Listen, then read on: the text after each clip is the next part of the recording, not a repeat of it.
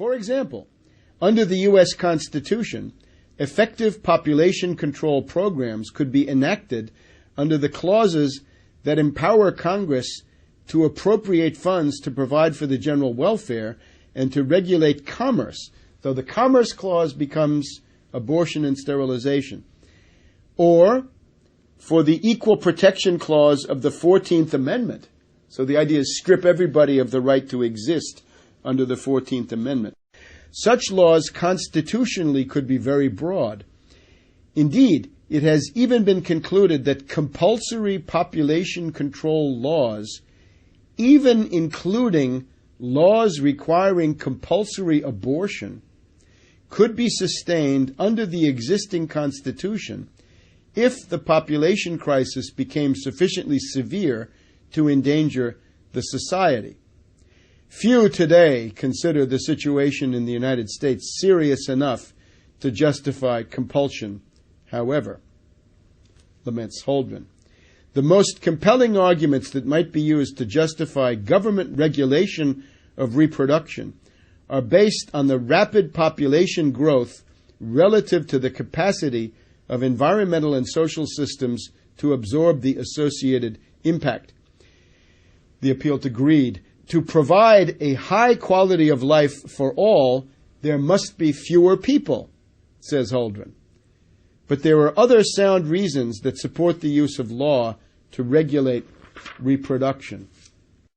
In today's world, Holdren writes on page 838, the number of children in a family is a matter of profound public concern. There is no individual sphere anymore for a Malthusian fanatic.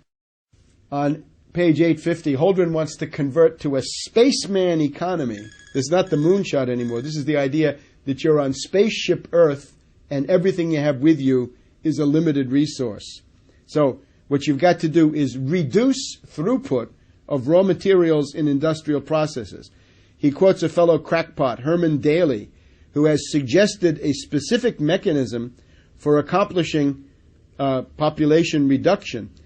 Put strict depletion quotas on the natural resources of the United States, meaning that you couldn't use more than 2 or 3% of the existing oil or minerals or whatever it is. The problem with that is, what we've found since the publication of the Limits of Growth is that the available stocks of most raw materials have grown. They haven't gone down, they've gone up, because you find more than you use. And that, I think, that would be even more clear if this process were not sabotaged. We would want to impose restrictions on the import of manufactured goods. Well, up to a point, but not for Holdren's goals. And there's a big attack on the cornucopians, again on page 851.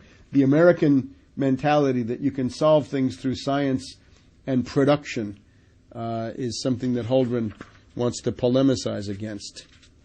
And that gets us then to his favorite theme, page 926, the de-development of overdeveloped countries. We've got to stop the less developed countries from imitating the growth path of the developed world. One key to saving world society lies in a measured and orderly retreat from overdevelopment in today's overdeveloped countries. That would be the U.S. A process we will label, for want of a better word, de-development. So if you thought your living standard was too low, Holdren is here to tell you your living standard is too high. You should be de-developed. World government, international controls, the global commons. The quote here is, mutual coercion, mutually agreed upon. The New World Order. It has been apparent for some time that the nations of this planet cannot long survive, we read on page 939, cannot long survive without a system of worldwide controls for dealing with the ecosphere, the world economic system, and world economic growth. Such a system must be, above all, capable of resolving national differences. This is the basic conclusion of the distinguished professor of international law, Richard A. Falk, as he analyzed the situation, exemplified by the projections of alternative future scenarios. We might enter a plea here for surrendering some national sovereignty to a world government. But it's unfortunately clear that there will not be a supranational government in the foreseeable future. But now 30 years have gone by, and maybe this is within reach at the Copenhagen conference in December of 2009. So we get the U.S. environmental program. And again, in the conclusion, the summary of this is there are two factions on Earth. We have the cornucopians. We can call them the growthsmanship group. The moonshot mentality. Those are people who say science, technology, and industry can solve any problem with political will and the proper effort. And that's pretty much how humanity has survived up to now. But that's the wrong path, according to Holdren. We've got to become neo-Malthusians. On these points, says Holdren, we find ourselves firmly in the neo-Malthusian camp. And again, that's based on Bentham, Ortiz, and it's the basis, it's in turn of Darwin. This is a cookbook for the extermination of humanity, beyond what he thinks, because the essential predicament of humanity is realize progress or collapse. If you look in historians of world history, like Toynbee, he's got a catalog of, 20 different world civilizations, and they've all collapsed, except one. And generally they've collapsed from within, and they've collapsed to a very significant degree because of thinking like this, that there's a limit to growth, and that the privileges of an oligarchy are more important than the standard of living and the success of the individual human family. So this is a cookbook for the extermination of humankind, right? Those series that you see on the History Channel. What if there were no people? Well, Holdren has been blazing that trail for quite a while. This is an ultra-Hitlerian genocidalist who's today operating out of the White House in Washington, D.C., and it's time to kick him out.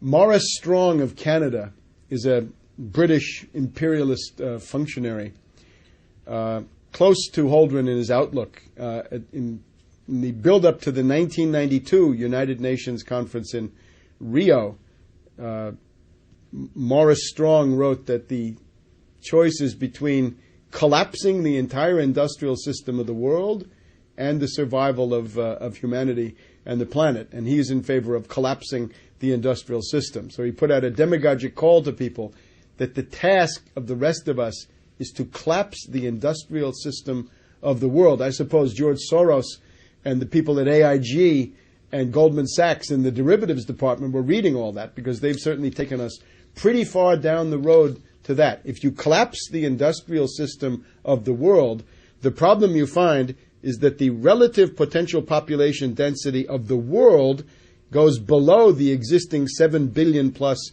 people that we've got, and that overhang gets into the danger of extinction. So that's a call to genocide, again, on an ultra-Hitlerian scale, issued by Maurice Strong back in 1992. Holdren is very much in that tradition. Ehrlich and Holdren and their ilk are crackpots, charlatans, and quackademics, in the sense that their method is fundamentally wrong. The predicament of humanity is that at any given moment in time, with the existing technology that you have, you face a finite world of natural resources, except that what you can use as a natural resource is already defined by the technology you have. So if you expand your technological repertoire and armory through scientific discovery and technological development, you can define increasing areas of the natural world as usable natural resources. And that's what we've done up to now. If wood is not enough, get coal. If coal is not convenient, get oil. If oil is not enough, get nuclear. If nuclear has problems, get thermonuclear. Look at antimatter. Look beyond, and still beyond a horizon that we can't even see at this point. The essential human condition is realize progress or collapse. Advance in science, technology, and industry, or you will soon cease to exist. And that's the fundamental human premise that this lunatic, Malthusian, Darwinian, Benthamite school, Ehrlich, Holdren, and the rest of them, deny. The president, I think, has surrounded himself with some of the most brilliant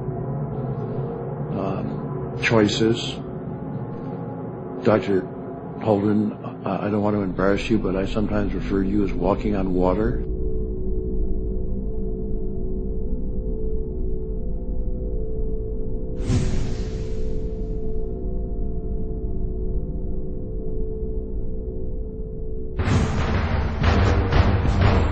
Ask yourselves, what are you doing in this time of great challenge? What are you doing to unlock minds? Go to Infowars.com and PrisonPlanet.tv for the latest headlines and cutting-edge information.